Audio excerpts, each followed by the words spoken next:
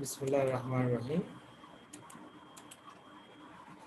Now moving to the next topic under the heading of the thermodynamic, and this is called the thermodynamic process. And what is the process? Actually, this is a mechanism through which change in state is carried out. So I have already explained this state, and on the next slide I will a little bit also explain again. So what are the processes over here? There are the basically four different processes. One is the isobaric, isoporic, adiabatic, and isothermal. And you can differentiate by plotting a graph. This is the pressure. Pressure is going to increase on the y-axis, and the volume is going to increase on the x-axis. So by increasing the volume, there is the change in the pressure, or by changing the pressure there would be the change in the volume as well, according to the Boyle's law. So but here we are going to discuss the thermodynamic process, and let's see what would be the state of a system. As explained before, this is the system, and the state of the system is characterized by chemical composition with the number of moles, temperature, pressure, and the volume. And the outside of the system, it is the surroundings. And the system, that means system may have the different states, and each state, that is the part of the system which is having a uniform properties, this is called the state of the system. And similar to the Pakistan, let's say whole Pakistan is the system, and in this system you have different states, because each states have different rules and the regulation.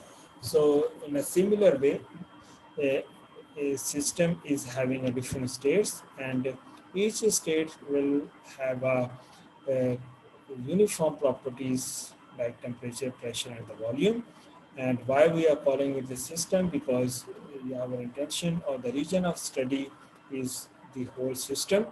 That's why this is called the uh,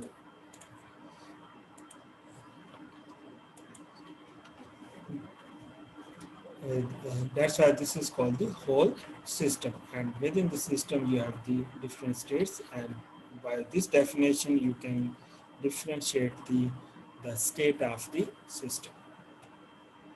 Now one by one I'm going to explain the thermodynamic process. Let's start with the isobaric.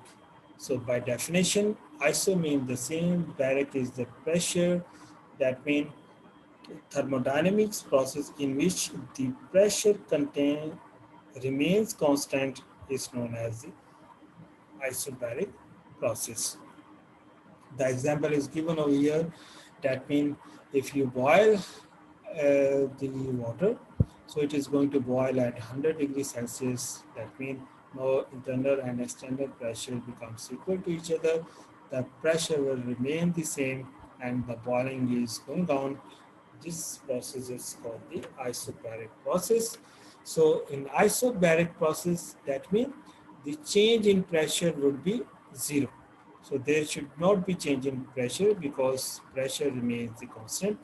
And this thirdly, if you plot a graph, pressure versus the volume, pressure from point 1 to the point 2, that means there is no change in the pressure. Pressure is remain the same, but there is change in the volume over here. The change in volume is increasing from point 1 to point 2. So what would be the effect on the work? Actually, this is the equation for the first law of thermodynamics. I will explain there in detail, but here just to define a process I am going to explain over here.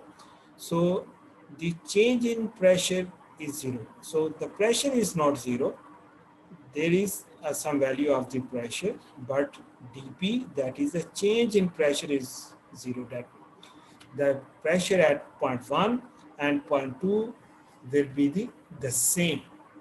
So that's why the change in pressure is 0, but it is having some value of the pressure.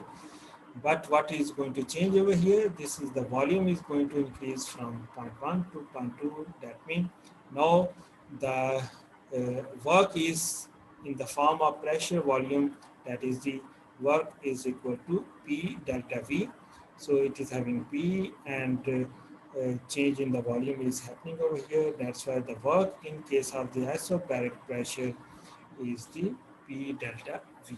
Again, I will explain detail how we are getting the work in the form of the pressure volume in the next video, where I will explain the first law of the thermodynamics.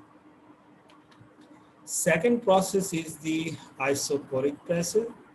Isoporic, iso means in, poric is the volume. So thermodynamics process in which the volume remains constant is called the isoporic pressure. Or simply you can say isoporic pressure. There is no change in the volume. Change in volume is 0. And what is this is the isovolumetric or the isoporic, that is the same thing over here. The volume is constant. That means now if you plot a graph between the pressure and the volume, now the volume at this point is the same and at this point is the same. But what is changing? The pressure is going to increase from point 1 to point 2. Again, there is no change in the volume. So what would be the work is the pressure and the volume. Change in volume is 0. When 0 multiplied by the P, it will be 0. So the work will be 0 in this case. The third process is the isothermal process. Again, iso is the same, thermal is the temperature. The process in which the temperature remains constant is known as the isothermal process.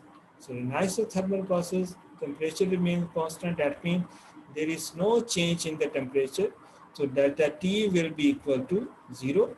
And this is the isothermal process. So when delta T, the change in temperature is 0, let's suppose as given over here in the diagram, if it is low the temperature, you can heat up that volume to increase the temperature to the same value so that the temperature would remain the same. That means the internal energy of this system will be the same. That means there is no change in the internal energy of the system. That's why delta U will be equal to 0. Delta U is the internal energy. So when you keep the constant temperature of the system with the additional energy, or by releasing or by giving the energy, if the temperature remains the constant, that means internal energy is not going to change. So delta U, internal energy, will be equal to 0 with the change in temperature is 0. The fourth process is the adiabatic process. Adiabatic process, thermodynamic process is in which there is no heat transfer involved, and this is called the adiabatic process. That means if even you can increase the temperature, like it is mentioned over here, if you increase the volume or decrease the volume by increasing the pressure and by decreasing the pressure, so there should not be loss of heat. That means heat cannot be transferred from the system to the surrounding, or from the surrounding to the system. So this type of the process is called the adiabatic process. So what I have said over here, no heat transfer, that means energy absorbed or energy released by the system. That means the internal energy absorbed or released would be equal to 0. So delta is Q will be equal to 0 in this case of the adiabatic process. So this is all about the different process. The fifth process is the cyclic process, and the cyclic process is the process in which number of series of changes are taking place.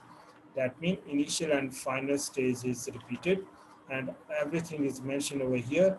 So that means look at the what is the condition for the cyclic process as mentioned in all of the four processes. That means if we are starting from the isobaric, isoporic, isothermal, adiabatic, and again to the isobaric, this is going to be started from here, ending with here. So initial and the final stage is repeated. This type of the process is called the cyclic process. So this is for your further exercise, and I will further explain uh, after the after explaining the first law of thermodynamics in detail. Actually, how can you further explain these different processes: isothermal, isoporic, isobaric, and the adiabatic process? So keep watching the video for this type of the explanation of different thermodynamic processes.